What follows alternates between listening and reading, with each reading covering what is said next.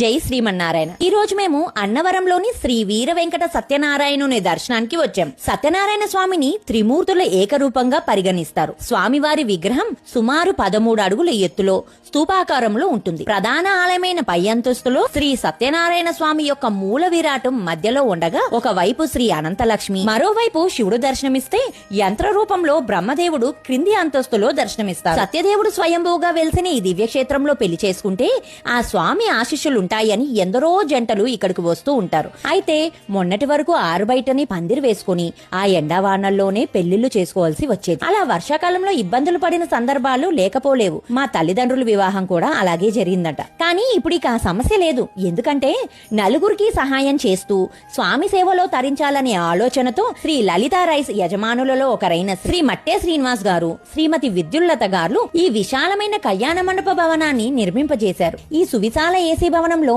ఒకేసారి 12 జంటల కళ్యాణం జరుపుకోవడానికి ఉచితంగా ఏర్పాట్లు చేశారు. ప్రతి వేదిక వద్ద 100 నుంచి 200 మంది వరకు బంధువులు హాజరవ్వగలిగే అవకాశం ఉంది.